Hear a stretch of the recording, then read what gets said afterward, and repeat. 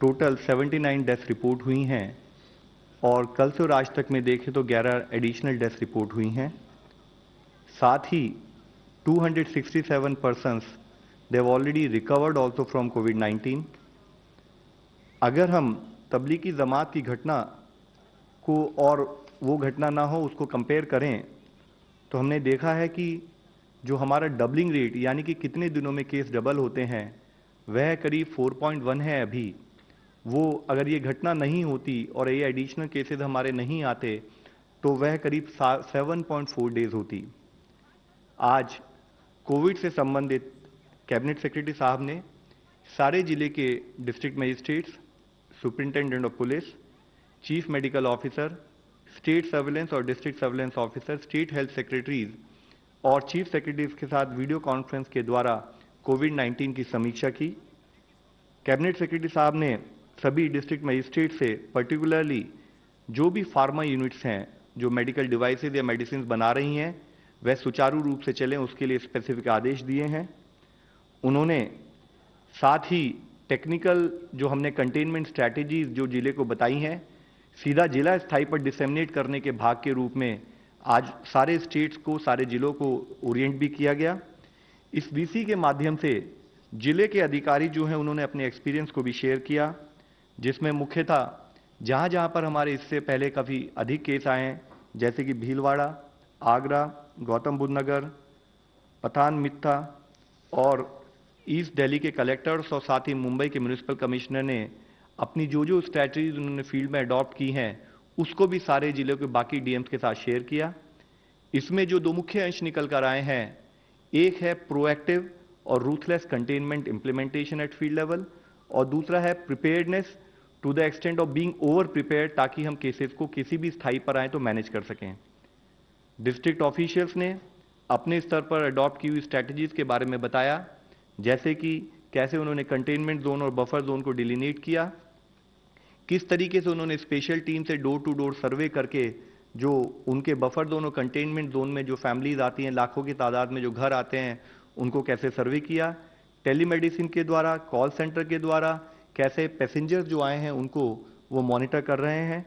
इसी तरीके से किस तरह से रिंग फेंसिंग करते हुए high risk population, elderly population को कैसे उन्होंने अपने जो भी प्रांतों की पॉपुलेशन को मॉनिटर किया। डेडिकेटेड हॉस्पिटल्स के बारे में उन्होंने अपने एक्सपीरियंस और कैसे उसको बढ़ा रहे हैं उसके बारे में बताया। इसके साथ ही प्राइवेट सेक्टर को लेवरेज करते हुए किस तरीके से क्वारंटाइन के लिए होटल्स, लॉजेज और हॉस्टल्स का उपयोग किया जा रहा है फील्ड स्थाई पर। इसी तरीके से प्राइवेट हॉस्पिटल्स के द्वारा आइसोलेशन और ट्रीटमेंट फैसिलिटीज को कैसे एनहांस किया जा रहा है वो बताया उन्होंने। अब तक देश में 274 जिलों में कोविड के केसेस आ चुके हैं और कैबिनेट सेक्रेटरी साहब ने स्पेसिफिकली सभी डीएम से ये रिक्वेस्ट की है कि कोविड के रिस्पांस में यूनिफॉर्मिटी बने रहना बहुत जरूरी है और इसके लिए सभी जिले, देश के सभी जिलों में एक क्राइसिस मैनेजमेंट प्लान फॉर कोविड-19 बनाया जाए। इसके साथ ही माननीय प्रधानमंत्री जी ने देश भर में कोविड रिस्पांस की प्लानिंग, प्रिपेयर्डनेस और इंप्लीमेंटेशन के लिए बनी हुई एम्पावर्ड ग्रुप्स की कल मीटिंग ली और उन्हें ग्रुप्स ने जो एक्शन उनके स्थाई पर आइसोलेशन और क्वारंटाइन फैसिलिटीज, टेस्टिंग और क्रिटिकल केयर ट्रेनिंग से संबंधित उसके बारे में अवगत कराया। आईसीएमआर ने कल एक एडवाइजरी जारी की है जिसके द्वारा क्लस्टर्स और कंटेनमेंट जोन्स में, लार्ज माइग्रेशन गैदरिंग्स में और इवैक्यूई सेंटर्स में कोविड-19 के मॉनिटरिंग के लिए रैपिड एंटीबॉडी बेस्ड टेस्ट कैसे इस्तेमाल किए जा सकते हैं उसके बारे में उन्होंने डिटेल्ड गाइडलाइन इशू की है। और साथ ही ये भी कहा है कि जिस तरह से आरटी-पीसीआर टेस्ट की जो डिटेल्स हैं आईसीएमआर की लैब की नेटवर्क में, पोर्टल में फीड करनी चाहिए, उसी तरीके से इन rapid body antibody based test की डिटेल्स भी आईसीएमआर के पोर्टल पर तुरंत से तुरंत उन लैब्स को भरनी होगी, उन कर्मियों को भरनी होगी ताकि अगर कोई पॉजिटिव केस आए तो रिक्वायर्ड कॉन्टैक्ट ट्रेसिंग और ट्रीटमेंट तो जल्दी से जल्दी शुरू किया जा सके। आईसीएमआर ने एक और एडवाइजरी के द्वारा बताया है कि सार्वजनिक स्थानों पर थूकना कोविड वायरस के स्प्रेड को बढ़ा सकता है। कोविड वायरस की महामारी के बढ़ते हुए खतरे को मद्देनजर रखते हुए उन्होंने अपील की है कि कोविड महामारी के दौरान धूम्रपान, तंबाकू उत्पादन, गुटखा इत्यादि के सेवन और सार्वजनिक स्थानों पर थूकने से हम परहेज करें।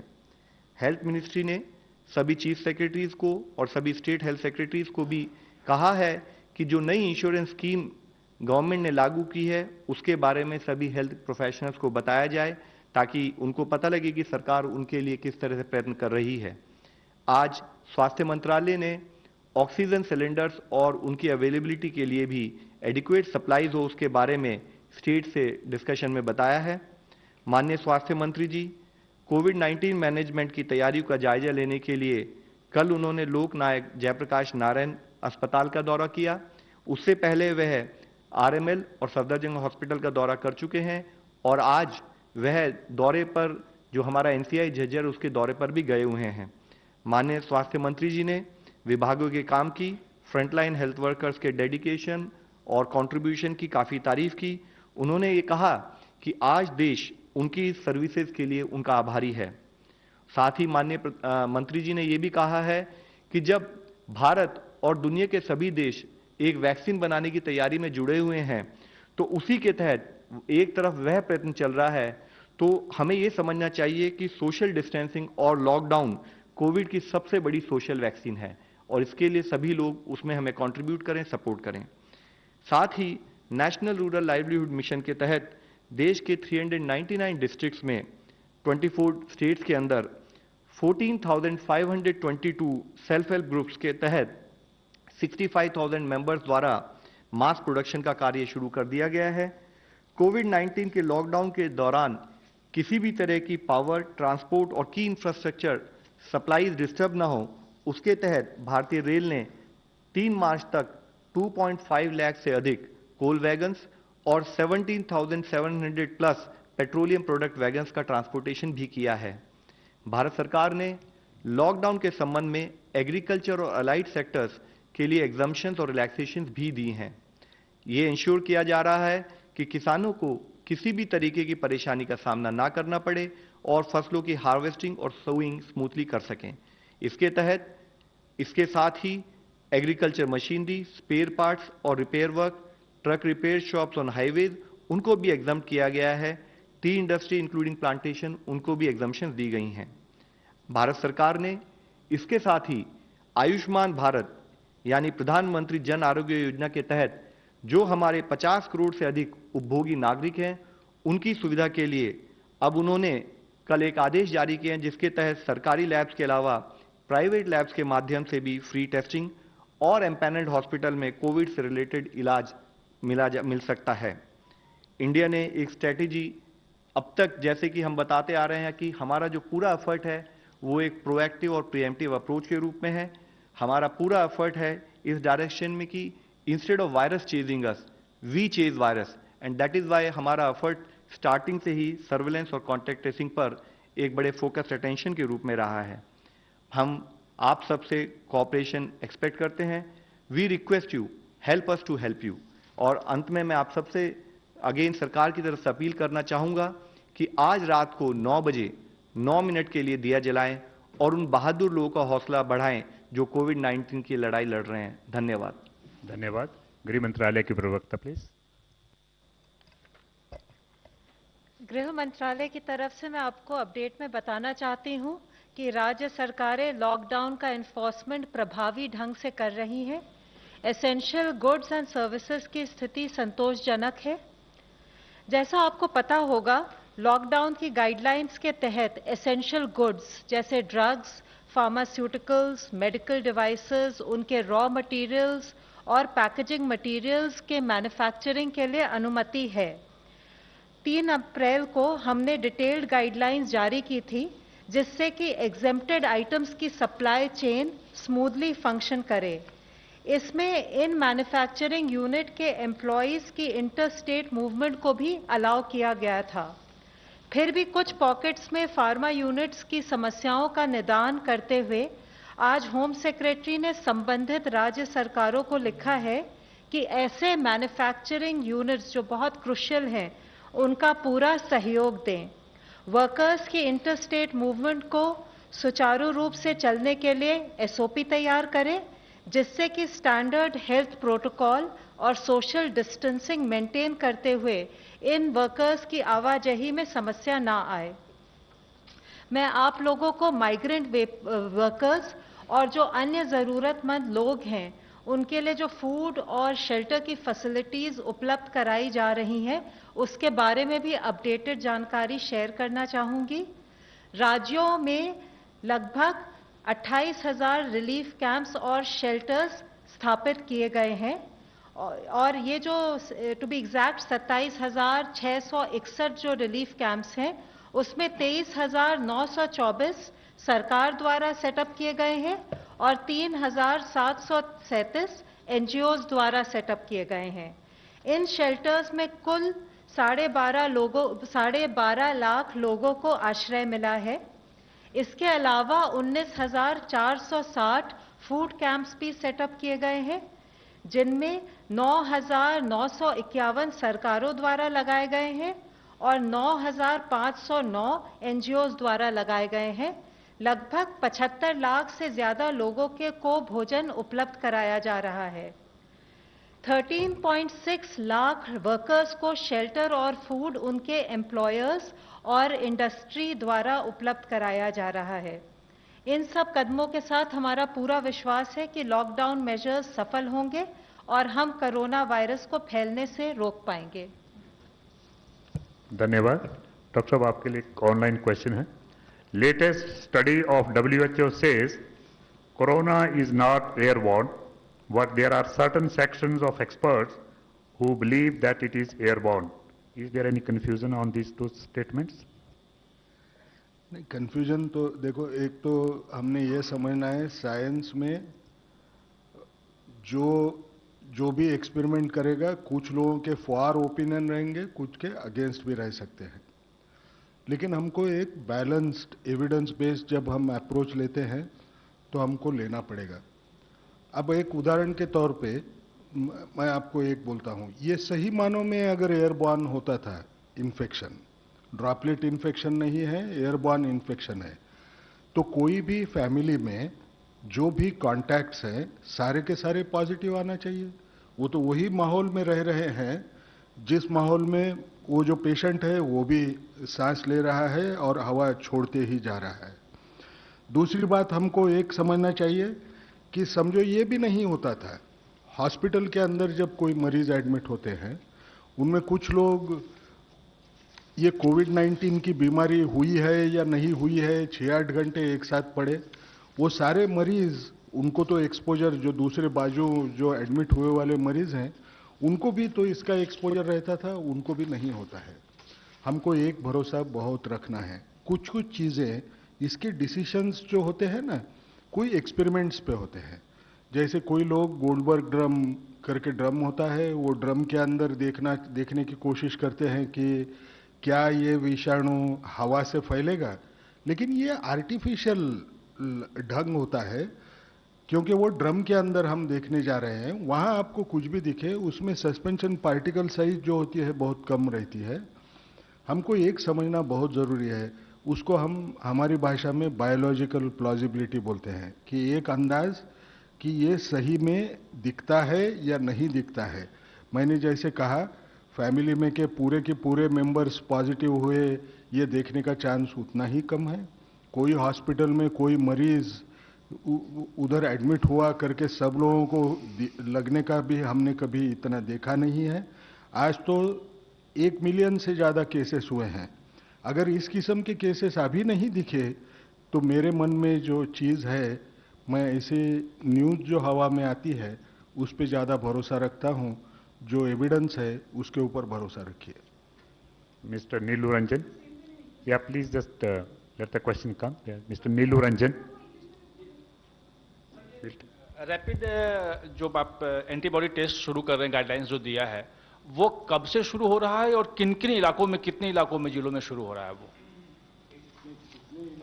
का तो मैं जवाब नहीं दे पाऊंगा, शायद लव अग्रवाल साहब जवाब दें।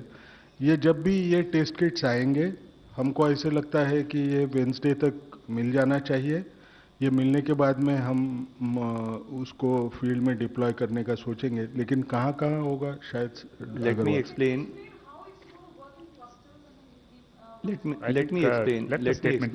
ओके।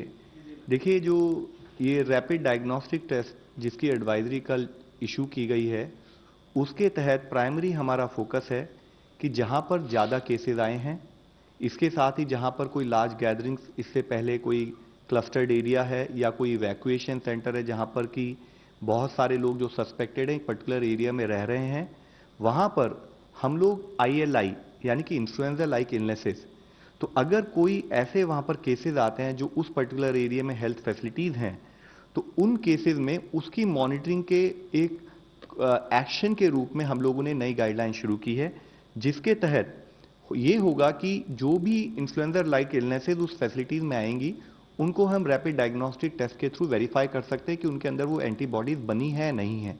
उसके लिए बड़ा डिटेल्ड प्रोटोकॉल इशू किया गया है कि अगर मान लीजिए हमने फैसिलिटी लेवल पर रैपिड डायग्नोस्टिक टेस्ट को किसी एक पर्टिकुलर ILI केस में उसको हमने इस्तेमाल किया, तो अगर उसकी एंटीबॉडी टेस्ट नेगेटिव आता है तो हम क्या करेंगे, और अगर पॉजिटिव आता है तो क्या करेंगे, वो डिटेल्ड गाइडलाइन इशू की है। इसका मुख्य उद्देश्य यही है कि जहां पर हमारी कंसंट्रेटेड पॉपुलेशन है, ज्यादा केसेस आए हैं, वहां पर और इफेक्टिव मॉनिटरिंग कर सकें। जैसे मैंने आपको बताया है कि प्राइमरीली जो भी लोकेशन जहां पर ज्यादा केसेस रिपोर्ट हुए हैं, जहां हमारे इवैक्यूएशन सेंटर्स हैं या जहां पर लार्ज पब्लिक गैदरिंग्स हो रही थी। दूसरा ऑनलाइन प्रश्न है, लॉकडाउन के दौरान राशन और सब्जी जैसी जरूरी वस्तुएं महंगी होने की रिपोर्ट्स आ रही हैं। गृह मंत्रालय ने क्या इसका संज्ञान लेते हुए कोई कार्रवाई की है? क्या इसकी वजह आपूर्ति में कमी आना या आवश्यक वस्तुओं की कालाबाजारी माना जाए? एसेंशियल सप्लाईज की स्थिति को होम मिनिस्ट्री, जो हमारी रेलेवेंट मिनिस्ट्रीज हैं जैसे consumer affairs, food and public distribution, animal husbandry and dairying, या जो हमारी ट्रांसपोर्ट मिनिस्ट्री हैं जैसे रेलवेज, उनके साथ मिलकर और स्टेट्स और यूटीज के साथ मिलकर मॉनिटर कर रही है। होम मिनिस्ट्री ने वेरियस स्टेट्स के लिए एरिया ऑफिसर्स अपॉइंट किए हैं, और जैसे ही कोई भी इशू अराइज करता है एसेंशियल सप्लाईज से संबंधित, तब हमारे एरिया ऑफिसर्स उनको कंसर्न स्टेक होल्डर्स के साथ मिलकर रिजॉल्व करते हैं, जिससे कि एसेंशियल सप्लाईज की आवाजाही में प्रॉब्लम ना आए। इंटर स्टेट कार्गो मूवमेंट, जैसे आप सबको पता है, अलाउ कर दिया गया है। और जैसे मेरे कलीग ने अभी बताया, रेलवेज ने 25 मार्च 2020 से लेकर 4 अप्रैल 2020 तक लगभग 7,630 रेक्स और 3,92,851 वैगन का लदान किया है, जिससे कि जरूरी सामान की आपूर्ति सुनिश्चित की जा सके। मिस्टर पुलकित नागर। और PPE किट की बहुत सारे मुख्यमंत्रियों ने मांग की है, तो उसके लिए क्या है? नॉर्थ ईस्ट के बारे में मैं थोड़ा सा जानकारी दे दूं। डोनर मिनिस्ट्री की तरफ से एक डिटेल्ड प्रेस रिलीज आ रही है about the arrangements made, and a video is also being released shortly. That will be available to all of you and on the PIB website. The other part I think Mr. Agarwal will handle. So PPEs के बारे में जैसे मैंने आपको इससे पहले बताया है, क्योंकि ये इंपोर्टेड प्रोडक्ट था, उसकी वजह से देश में शुरू में कमी आई, लेकिन देश ने जनवरी से उस पर एक्शन लेना शुरू किया। अब हमने डोमेस्टिक मैन्युफैक्चरर्स को भी मैच्योर किया है और वो लोग उसके बारे में टेस्टिंग करके वो प्रोडक्ट भी उनके क्वालिफाई हो गए, प्रोडक्शन शुरू हो गया है। इसके साथ ही हमने पैरेलली वर्ल्ड ओवर जिस भी कंट्री में PPEs अवेलेबल है उनसे भी प्रोक्योर करना शुरू किया है। पॉजिटिव न्यूज़ ये है कि बहुत सारे फिलैंथ्रोपिक ऑर्गेनाइजेशन ने भी अपने लेवल पर एफर्ट करके जो हमारी सप्लाईज है उसको एनहेंस करने में हमें सपोर्ट दे रहे हैं। आना शुरू हो गया है material, as part of available material. वो काफ़ी हमने जो था हमारे पास उसको स्टेट्स को पिछले 2 दिनों में डिस्पैच भी कर दिया, और जैसे जैसे एडिशनल मटेरियल प्रोडक्शन होना शुरू हो गया है तो उसके तहत ये ईज आउट हो जाएगा। इससे लिंक्ड एक क्वेश्चन ये है कि जितने PPEs आज स्टेट्स में भी अवेलेबल हैं, आज भी हम लोगों ने DMs के साथ वीडियो कॉन्फ्रेंस में, सेक्रेटरी हेल्थ के साथ वीडियो कॉन्फ्रेंस में उन्हें बताया कि जो अवेलेबल PPEs हैं उनको रैशनल यूज़ किया जाए, उनको ऑप्टिमाइज करके यूज़ किया जाए। नहीं तो ये ना हो कि कल को जो अवेलेबिलिटी है वो कम महसूस हो, और उसके रैशनलाइजेशन की गाइडलाइंस हम इससे पहले इशू भी कर चुके हैं। Nitin, just wait for this one. I want to make an announcement and I want to thank all of you कि पावर मिनिस्ट्री का प्रेस रिलीज और जो भी आप लोगों ने इसके बारे में डिफरेंट न्यूज़ चल रही थी उसके बारे में पूरा पब्लिसिटी किया। Another press release from the Ministry of Power is coming, like do's and don'ts and what are the other questions. So please give proper publicity so that we do not have any confusion about this particular sector. Okay, I think this will be the last supplementary. No question after that. Thank you. Yeah. Please use mic. Please use mic. Sir मैं नितिन हूँ ANI से और Bihar principal secretary का भी statement है sir, जिसमें उन्होंने कहा कि पीपीज N95 मास्क जो हैं वो वहाँ पे एडिक्वली नहीं पहुँच रहे हैं। ऐसे में सर जल्द से जल्द स्टेट्स को इम्पोर्टेंट जो इक्विपमेंट्स है पहुँचाया जाए, इसके लिए क्या कुछ किया जा रहा है? सर अभी हम लोगों ने, मैं आपको बताता हूँ। देखिए अभी हम लोगों ने सारे सेक्रेटरी हेल्थ, चीफ सेक्रेटरीज और डीएम्स के साथ ही इसी सब्जेक्ट पर भी, ये एक बहुत मुख्य इशू था, इस पर भी हमारी डिटेल चर्चा हुई है। सबको हमने यही एक्सप्लेन किया है कि जो हमारे पास पीपीज अवेलेबल थे वो इमीडिएटली हमने केस लोड के बेसिस पर ऑलरेडी स्टेट्स को भिजवा दिए हैं। All we need to understand and appreciate is कि हमने जो अलॉटमेंट किया है वो based on cases reported in state है। साथ ही हम लोग पैरेलली एफर्ट्स ये कर रहे हैं कि हम इनका प्रोक्योरमेंट कैसे बढ़ाएं, और जैसे मैंने आपको बताया अब प्रोक्योरमेंट ईज आउट होना शुरू हो चुका है और आने वाले कुछ हफ्तों में ये जो छोटी मोटी दिक्कतें भी हम लोग अभी इमीडिएटली महसूस कर रहे हैं, I think to a large extent we'll be able to manage it. Friends, thank you very much, and I will just announce again, FAQ, no, Kamal, I think it's okay. FAQs from the Ministry of Power have already come, and very shortly we are giving it to you through the mail and WhatsApp plus on the PIB website. Thank you very much.